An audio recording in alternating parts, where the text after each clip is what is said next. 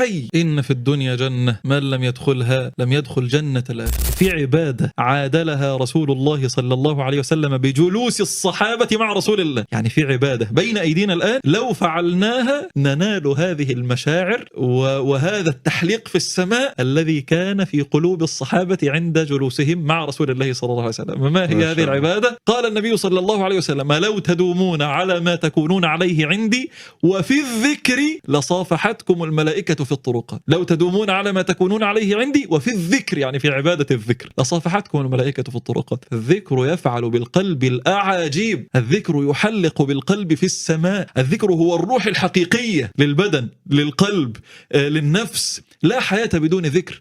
قال النبي صلى الله عليه وسلم: مثل الذي يذكر ربه والذي لا يذكر ربه كمثل ايه؟ حي والميت. الحي والميت. ده حي، ده انسان، ده هذا هو الحي على الحقيقة، والتاني ده ميت، ليس فيه روح، ليس فيه سكينة، ليس فيه انشراح صدر ولا راحة بال. هو موات لا يتأتى من ورائه خير، ولا يستطيع أن يقدم على الخير، ولا أن تعلو عزيمته وهمته إلى الخير. ميت. ما التاني حي. حي إن في الدنيا جنة من لم يدخلها لم يدخل جنة الآخرة. وكانت بعض الصالحات إذا جلست للذكر تقول: سبحانك ما أصعب الطريق على من لم تكن أنت دليله، وما أوحش الطريق على من لم تكن أنت أنيسه. إذا لم تكن أنت الأنيس فمن الأنيس؟ ومن الصاحب؟ ومن الرفيق في رحلة الدنيا الطويلة التي مليئة بالصعوبات والمشقات والفتن والصدمات في البشر؟ أنت الأنيس يا رب، وأنت الصاحب، وأنت الولي سبحانك وبحمدك. ما أوحش الطريق على من لم تكن أنت أنيسه، وما أصعب الطريق على من لم تكن أنت دليله. وسبحان الله، إذا لم تستأنس بذكر الله فبمن تستأنس؟